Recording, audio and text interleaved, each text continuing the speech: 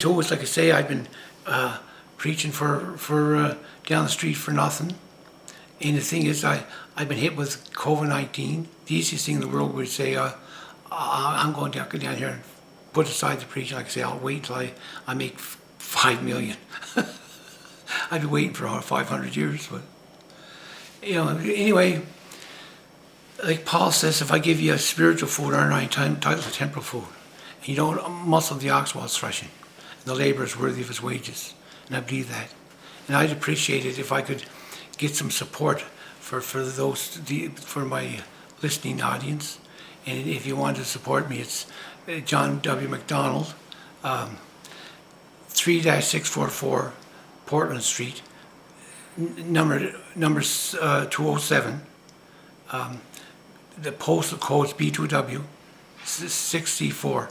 Oh yeah, Dartmouth, Nova Scotia. And so I'd greatly appreciate that, because I really want to keep focused on the gospel. And I believe it's no good if you don't have the truth. It's this unity. I want to get into this. We're talking about the last days in Timothy. Timothy 2:4. He talks of the last days, lawlessness will increase. Men will be lovers of themselves, lovers of pleasure, the brutal. Haters of good, lovers of pleasure, haters of God, irreconcilable, ungracious, unthankful, unholy. They're just wicked. And you see that in the world today. Just look at the world, what's happening. It's horrifying. One of the reasons I believe for this centers on the fact of evolution. In was it the 19th century? What's his name? Charles Darwin, The Origin of Species, he got rid of God. And we evolved. And where does God fit in if we evolved? And today, that's taught in schools, and it's proven to be a lie. It's proven to be a lie, but it's still kept taught. Can you imagine the States? It's illegal to teach creationism, which is the truth, and evolution, which is a lie. There's the statistics. You need 100 cells or amino acids to line up to form a protein, and the odds of this happening by chance are 1 in 40 with 1,000 zeros behind it. There's not enough atoms in the universe. For every zero there'd be, it's bewildering. It's ludicrous. And Michael Beck talks about irreducible complexity. A mousetrap can't evolve. It has to be put together at once in order to function. The same with the eye, the same with the ear, the same with other organs of the body. But Darwin didn't know this about the eye. He didn't know that there's rods and cones in that, and the eye was connected to the brain, and the brain was sending messages and all this sort of stuff. He didn't know about how the eye functioned, and that's called a black box. To him was just some kind of jelly. And so there's the foolishness of it all. And then we came out of nothing. We evolved from the monkey. And what's the limerick? I forget who says this. Is it Charles Spurgeon? First it was a tadpole with his legs tucked in. Then it was a monkey up in a tree. Then it was a professor with a PhD. But the foolishness. And people are being taken away from God. They're going to hell because there's foolishness, there's garbage. So how did we come out of nothing? Nothing comes out of nothing. You see, we came from the monkey, but where did the first monkey come from? So we're making God a monkey, or a monkey out of God, whatever way you want to have it. And if something comes out of nothing, I forget, was it Spurgeon or Moody or somebody said something about, okay, all of a sudden a horse appears in your bedroom. Wouldn't be a very nice experience. But see how foolish and insane this is? And then they talk about, well, if you wait long enough, if you wait 10,000 years, maybe a rock will turn into a frog. Maybe it'll remain a rock. So you don't have an experiment that's going to live 1,000 years or 10,000 years. You got slow evolution, then fast evolution, and it's all fool. Not one artifact supports it. Not one. Where's the missing link? There's none. None. Is that scientific? You don't have a bit of evidence? I'm sorry. Everything supports creationism. I go on to what they call it the anthropomorphic principles. about the sun being the right distance away from the earth, and the moon being the right distance, and the whole 9 yards.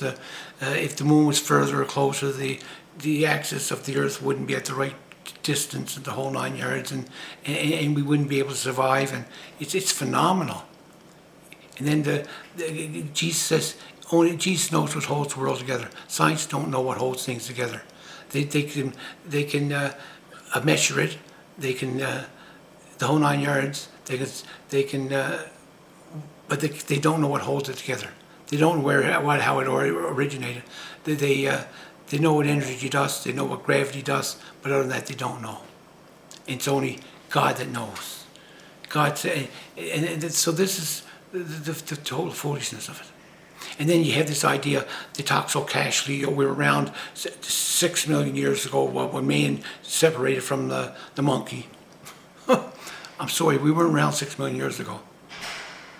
Who was it? Grant Jeffries, he did an experiment, I don't know what you want to call it, but a tabulation from, if the world started in 6,000 years, there'd be like, you can arrive at the solution with 6 or 7 billion people, the same number there is today. And if we lived 6 million years ago, the bodies would be piled up to the sky. There's that many bodies. Come on, give me a break. And then if we were around 1 million years ago, the sun would be touching we couldn't, because the sun would be touching the earth. Because the scientists know the sun is shrinking so many inches or so much every year, or whatever it is. And they can calculate, see how God leaves those laws of physics? He shows us that how things were created. He shows us that this world is orderly, because if it wasn't orderly, we wouldn't be able to study it. All this stuff refutes evolution totally. And I've seen Richard Dawkins, the God Delusion, saying, it's just around the corner. The information coming in for evolution just around the corner. I'm telling you, it's an awful big corner. Big corner. Forgive me for saying that, but it's a big corner. But the key about evolution, the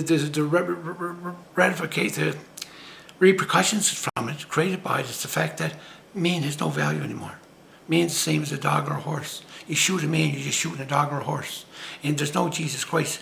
Everything goes. Well, why would you be good without Jesus? I'd like to know why you'd be good without Jesus. When you take Jesus out of the picture, all you have is darkness. When you take the light of the world, you have darkness. When you take Jesus out of the world, you have darkness. Jesus said, I'm the light of the world. John 12:10, I believe this. He said, I'm the light of the world. If you follow me, you will not have stumbled. You will not have darkness. You will not stumble. I am the light of the world, he says. So they take Jesus over there. He says, we're transferred, in Colossians, I believe, from darkness into his son, the kingdom of light, from the kingdom of darkness. And what happens when you take Jesus out? The world's getting darker and darker and darker. You look how vicious the world's getting today. Drive-by shootings, 67 people shot in the weekends in Chicago. They say it's worse than some of the places in Central America. That's a war zone. All these different places, Antifia and Seattle, war zones. And more different places down the States are war zones. Why? Because they got rid of Jesus. There's a verse in Galatians that says, you reap what you sow. Well, we're reaping the devil's seeds and we're reaping the fruit thereof. We're really getting in trouble. I say, when they kick Jesus out of schools, kick him out of everywhere. I think they even kicked him out of the church today. The devil's really going on a free ride. But his time is short, it tells us. He's in a frenzy. And you take, every day you see a mass killing, you can't keep up with it. It's horrific. And drive-by shootings. A 14-year-old a couple of weeks ago, he shot, I don't know how many people. Just go to shoot somebody for something to do, you see. This is scary. I was reading the other day where this girl, the teenagers, this young one, she was with 3 other guys to trap her boyfriend. And they hacked him to death. And the 4 of them were going hugging each other and took $500 from him. Now, this is what you get when you take Jesus out of the picture. And this is what you get when the devil's on the scene. There's a pharmacist, he diluted chemotherapy. He saved millions of dollars, we ciphered from the money. And several people died from this. Obviously, they weren't getting the right amount of chemotherapy. Money. people murder for money. And then the insurance companies. Obviously, this has only happened in the last, what, I don't know, 100 years or so? Because insurance, I don't know if it's been around longer than that, but a man murders his wife. He might even love her, but he loves the money more. Wife sets up an insurance for her husband and murders him. Money. That's what happens. The world functions on money. So it's just, and then the rich people have $50,000 dinner plates. And there's people starving. People going around garbage cans looking for something to eat. And they 50, and you know, these people take this lightly. And they think, and people living in $50 million homes, $100 million homes. And other people down San Francisco live in the sidewalks. Oh, it's just a horrible situation. But, and we got people in our own countries that are starving and struggling and can't get help. I often say, look at your own first. And then if you got anything left over, help somebody else. But I'm not against helping others, it's providing, you know, you help your own. If a guy has 10 children and he says, I'm going to help the ones down the street, but the heck, I'm not going to help my own kids. It doesn't make any sense. But if he helps his own kids, then help the people down the street. But you start seeing how warped the world is today. You know? And then what was I reading the story the other day where this woman was going to jump off a bridge, and a guy's driving by saying, jump, bitch, jump. Can you imagine? This is scary. This is really getting psychotic, this kind of stuff. There's a woman, what was her name, Kathy Powers. She murdered a couple of people, and she said she had to forgive herself. Doesn't that sound wonderful? Forgive yourself. Now that's the way mainstream psychology goes today. Forgive yourself. Don't be hard on yourself. Okay, so you murdered a couple of people. You forgive yourself. It's a foolishness. So 2 weeks time you murder a couple more people. Oh, forgive yourself. Forgive yourself. I'm telling you, folks, guilt is a spiritual barometer.